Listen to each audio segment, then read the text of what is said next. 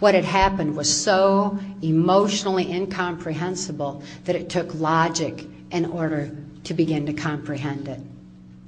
Mark handed me a pen and told me to begin to write out my memories, because the very act of moving a pen uses the logic part of the brain. And by using logic, it shifted what was emotionally incomprehensible into logic, where I could understand, face reality, and deal with what had happened. And I began to recover at a rapid rate at that point. As I gained control over my own mind again and had free thought and free will and soul expression, I was strongly motivated to speak out on what I had learned, not out of vengeance, not out of anything negative like that. Negativity is so immobilizing. Instead, it was love for humanity. It was love for my daughter and her need for help. It was compassion. Those were the motives for me to speak out. And yet, as soon as I had deprogrammed, I had been following orders all of my life. And to learn to think for myself beyond what I had been told was a new process. It was really difficult. And thinking was like, it was like my brain would fall off into a black hole, and I just couldn't quite get there to make a decision for myself or to think for myself. And it took brain exercises where I began to expand my thinking, to consider other angles, other possibilities, other perceptions, to look at other aspects in order to begin to learn the truth. And truth is so discernible because of the strength of spirit that I had regained. It's essential that we all gain our strength of spirit in order to be able to grasp the truth. And the same truth that made me free can make anyone free from any level of abuse and any level of misinformation, disinformation, or limited information, so that we can have a firm grasp on what's really going on. With that strength of spirit becomes an ability to have an inner peace. And that inner peace is essential for making a positive difference in our own environment and within our own self. And by having the strength of spirit and peace within, that is the first step towards world peace.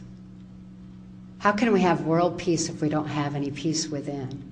How can we know truth if we're fearful because we're ignorant?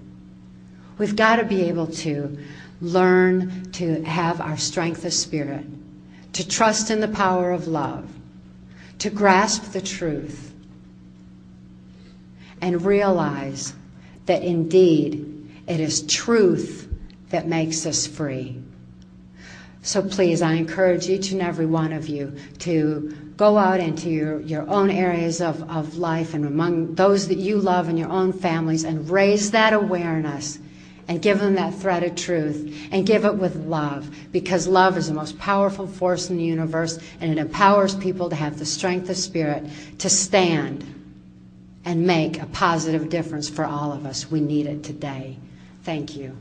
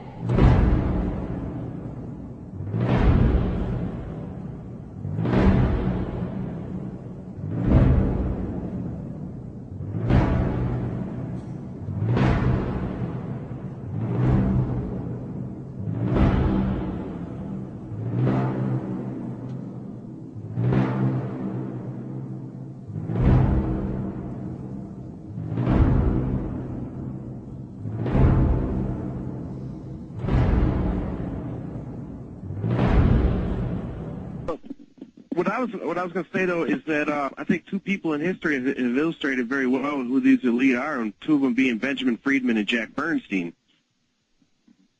Benjamin Friedman and Jack Bernstein. Which I have transcripts of them on my website, prothink.org. Oh, you're that stupid twit. Yep, I'm that twit. You look like such a weak little punk, man. Thank you. I appreciate it, Alex. Hey, take care, weakling. Thank you. Why don't you come up to New York next time I'm up there? I'll be up there this year. I'll see you. I'll be there. I'll see you hear me? I'm going to be there. I'll be there the third time this year. Good. You come up and talk to me. All right, we'll have a little discussion. Good, punk. All right. You little coward, piece of crap. Hey, coward, I'm going to be in New York. You hear me, punk? Hey, Alex. Alex, it's all right, man. You can calm down, dude. No, it's fuck okay. you. Fuck you.